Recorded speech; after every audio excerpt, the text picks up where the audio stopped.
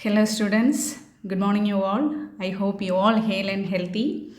This class is the continuation of the previous class. Okay. Last class we learned poem, first unit poem, Stopping by Woods on a Snowy Evening. Who's the author of this poem? Robert Frost. Okay. Let's quickly recall the summary of this poem. This author, one day, one fine evening. What was the season? Winter season. Okay, so in that fine evening, the poet was on the horseback, was passing through the woods, which were very lovely, dark and deep, right?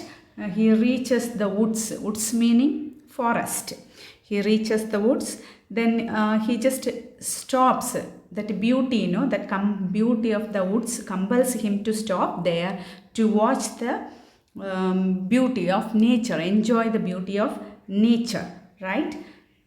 Do you remember all these points? Then he passed for a while and he enjoyed. At that time he was guessing. Okay, he was thinking of the owner of the woods.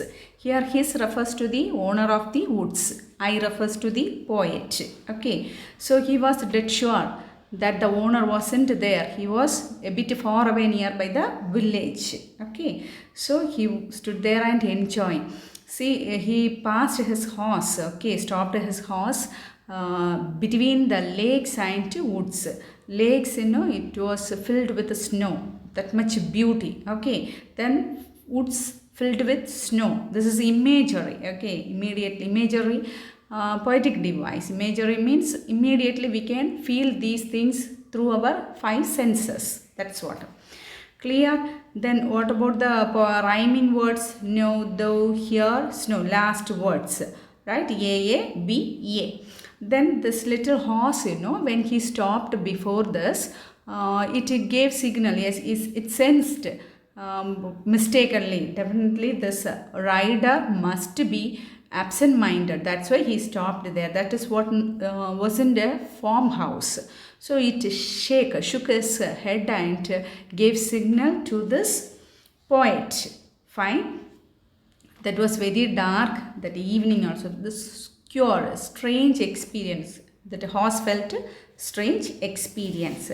Then this third stanza, it gave a bell and gave signal. Okay, shaking its head, asking why you stopped here, like that. There was dead silent. Only can feel the snowfall. Okay, that sweeps downy flake.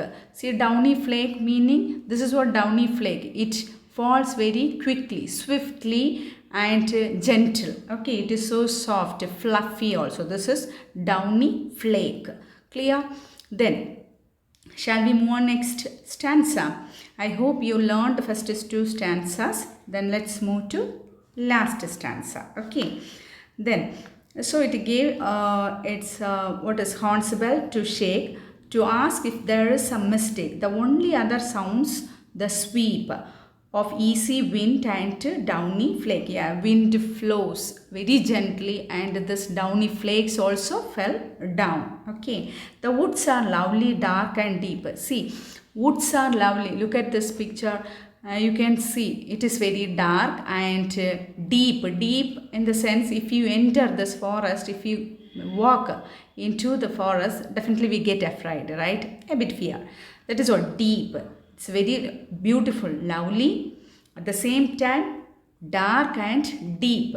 Okay, then but I have promises to keep and miles to go before I sleep, and miles to go before I sleep. See, repetition. Two times a line repeated, right? So here actually the poet is saying, in our life we have a lot of responsibility. What is your responsibility now? You need to study. Definitely you want to go for higher education, then get job. All these things, you have your own goals, right?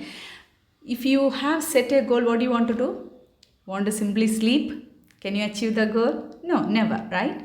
So for that you need to work hard. You have to go on that track only. In the middle, in the meanwhile, definitely lot of other things disturb us, distract us. Beauty of nature or party, friends, enjoyment, like many things distract, TV, mobile, everything, right? Like many situations distract us. But you have to enjoy everything, but you should move on your track. That is very important. That's what emphasized in this poem. This writer, this poet, he saw a beautiful place, but his destination was other thing. But he stopped for a while and he enjoyed, but he has to move on. If he's stuck there, can he fulfill his goals or everything, any achievements can he achieve? No, never, right? So he has to move on. That is what says in our life also. On the way, if we are traveling or in our life also, we should enjoy everything, but we should not get off track. We should not distracted from anything, right? Any mean pleasure.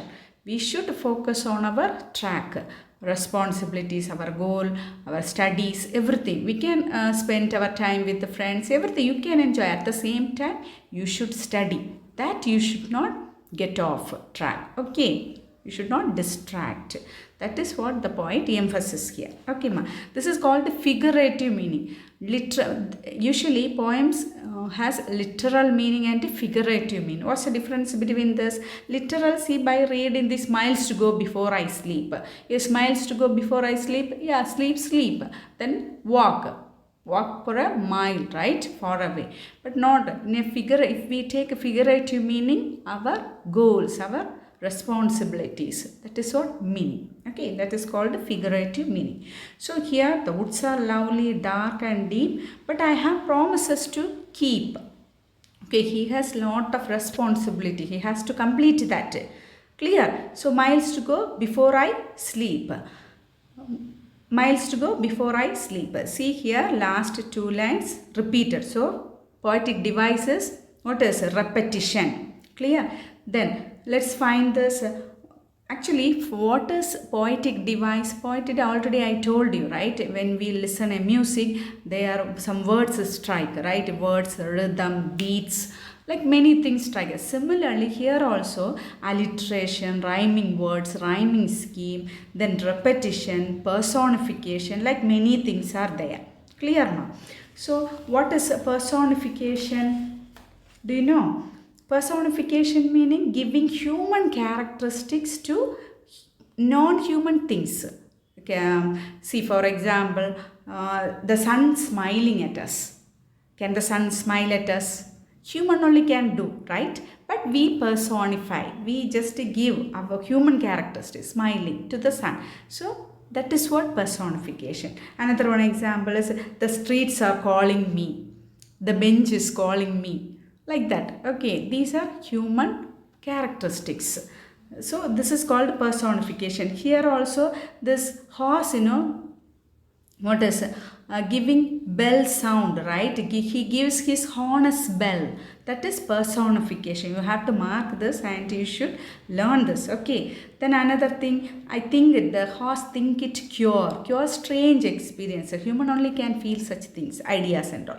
But here they personified with the what is animals. Do you understand? That is what a cure.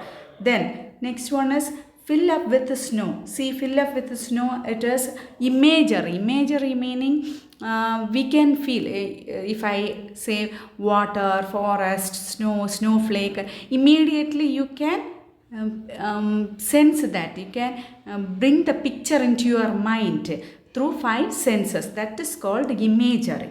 I hope you can understand this. So these are poetic devices. So please you need to mark it and to learn these things. Okay. Then once again let me read this poem. Whose woods these are? I think I know. I refers to the poet. Okay. His house is in the village though. Yeah. His house is nearby the village. He will not see me stopping here to watch his woods fill up with snow. Yes, season is winter season. See here alliteration in this fourth line. To watch his woods. Woods. Watch his woods. This is called alliteration. Same letter. Understand? Then, my little horse must think it cure, personification. To stop without a farmhouse near. Between the woods and frozen lake. Yeah, frozen lake, freeze, filled with ice. These and all imagery, filled with ice and all. Okay, then to stop without a farmhouse near between the woods and frozen lake, the darkest evening of the year.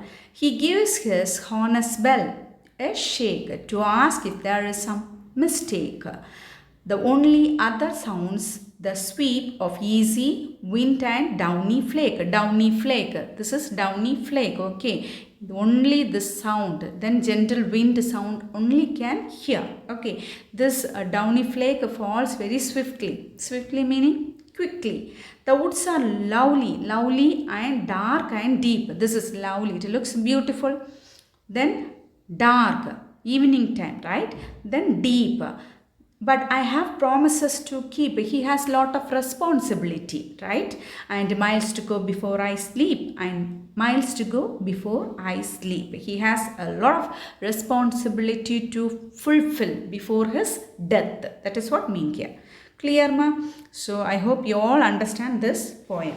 Then next, see, in this author, about the author, and already we learned this. Pulitzer Prize. How many Pulitzer Prize he won it? He got 4 prizes. See, this is what Pulitzer Prize. Clear? Then, so this is what the poem. Then exercises, glossary part, question answers you need to learn. Then book bank exercises also you should do all these things. Clear, ma? Then another thing, see in this poem, second stanza. Look at the second stanza. Can you pick out the rhyming scheme here? Look at the second stanza. Cure, near, lake, ear. Right? Cure, near, lake, ear. Can you pick out the rhyming words? What are the rhyming words? Last words, right? Cure, near, lake, ear. Sounds A, B, A. So, cure, near, ear, same sound. Fine. Lake, another sound. So, A, B, A. Clear? The next, look at the next stanza. Shake, mistake, sweep, flake. Can you guess? Can you pick out? Identify the rhyming scheme and words. Shake, mistake, flake, same sound. A, right? Sweep, B. Clear? The next. Deep, keep, sleep, sleep. Right? All the words are A. Rhyming scheme is deep, keep, sleep, sleep. Same sound. So, A. This is what a rhyming scheme. So, you should thorough with this identifying rhyming words and rhyming scheme. Clear, ma? The next, look at the next page. Robert Frost. Here, Jawaharlal, below this Robert Frost on quote sentences there, look at it. Jawaharlal Nehru, the former Prime Minister of India, had the last 2 lines of this poem written in block letter and placed it on his desk, as these lines reminded him of his responsibility. See, this poem, impressed our Jawaharlal Nehru, right, former Prime Minister of India. So, in his office also, on his table, this last 2 lines, what is it? He just pasted it. So, then and there he could see that. So, that reminds him, what is, you have to push him, giving some motivation, right? Push him, you have a lot of response, you have to move on, like that. It pushes him. These 2 lines are a motivation for him. That is what says Jawaharlal Nehru, the former Prime Minister of India, had the last 2 lines of this poem written in block letters and placed it on his desk, as these lines reminded him of his responsibility. Similarly, we too Definitely, we enjoy everything, party, friends, marriage house, everything we attend. We spend our lot of time with our friends and relatives, whoever it is, or mobile phone, listening music, whatever it's. You should not stuck there. You should move on. That is very, very important. Then only you can achieve in your life. Don't forget this two lines in your life also. Okay, that's what says. So this is what the poem. I hope you all understand. Then you should learn this four lines. Memory lines, four stanzas.